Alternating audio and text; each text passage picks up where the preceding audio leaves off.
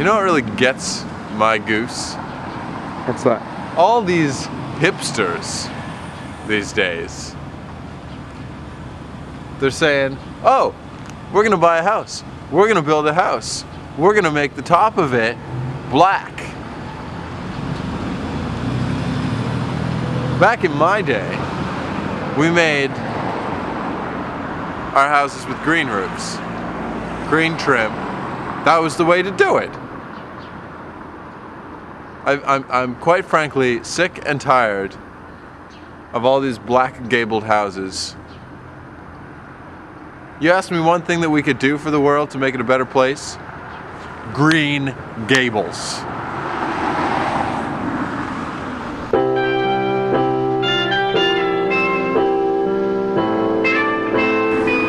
It's really a shame because pretty much no matter where you go, there are no Green Gables left. Right? Like, I mean, I think I saw one not long ago in this area. So I really want to find it, knock on the door, and shake the hand of whoever's got these Green Gables, whoever's sticking with tradition, whoever's not, you know, playing into the hipsterism. So what exactly is a gable? A gable has to do with, do you know Clark Gable, the actor from the 1800s? His roof was made of like bamboo, like green bamboo. Mm-hmm. So they honored him by calling it a gable. Do you know that Anne of Green Gables is really big with the Japanese? Yeah. How so? Well, like every year, tourist season, Charlottetown is overrun with Japanese tourists. And I've been researching it a little bit, and I think what it has to do with is, like Anne of Green Gables was really big into sushi.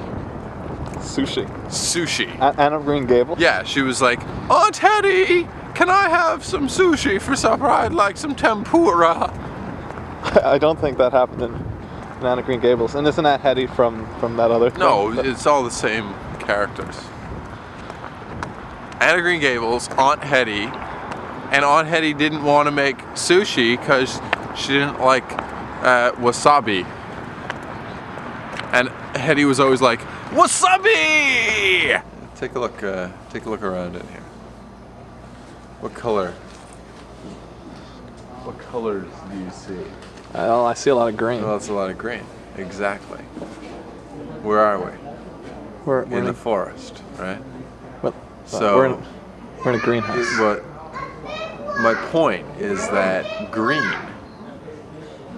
is kind of a universal color. It speaks to all of us. It doesn't matter.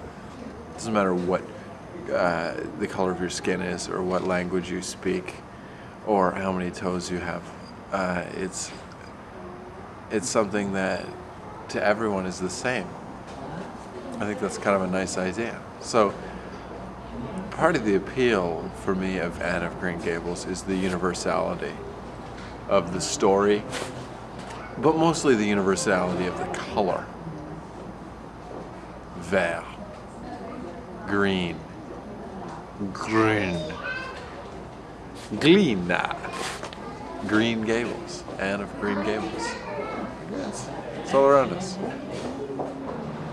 Did you ever get into an argument that kind of got a little out of hand? Like you're just getting into a disagreement about something that's pretty silly, and it just escalates far beyond where it should. Yeah, you know what I mean. Yeah.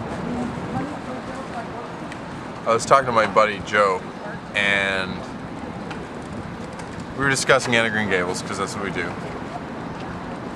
And I was saying that Anne had no E, A-N-N, because Anne wouldn't be the kind of person who'd make that much fuss about her name. Joe was saying, no, it's A-N-N-E. So it's Anne, Anne.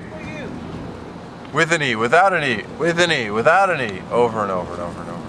And we were getting kind of angry.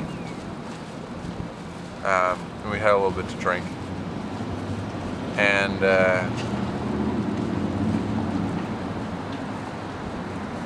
he stabbed me. So the scar. Where? Look there. It's kind of faint. Mm-hmm. But he carved it in the shape of an E.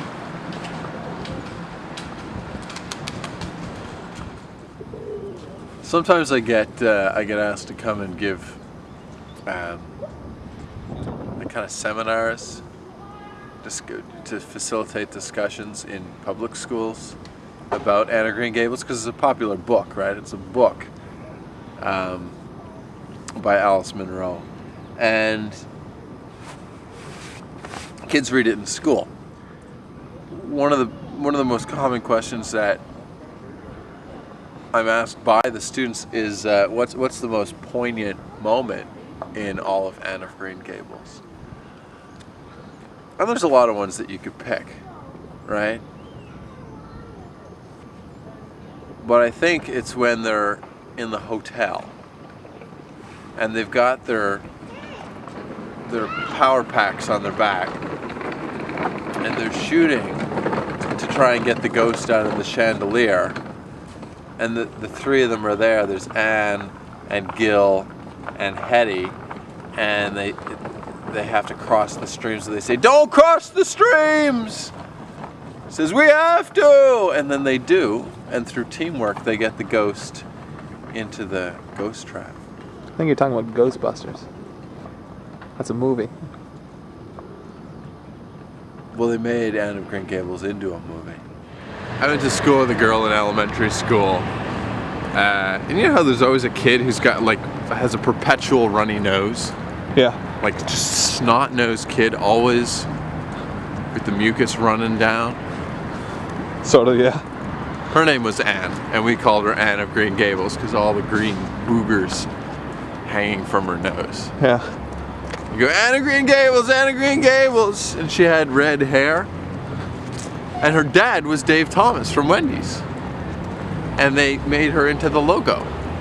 But they cleaned up her upper lip so there wasn't mucus all over it.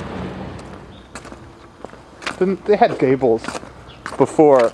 The book, Anne of Green Gables, was written way before Clark Gable was a star. That can't be it. I don't know the technical term. I'm not clear on exactly what that means. So how are we going to find somebody with Green Gables if you don't even know what a gable is? Like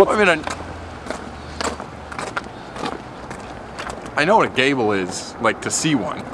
And I know a green, what?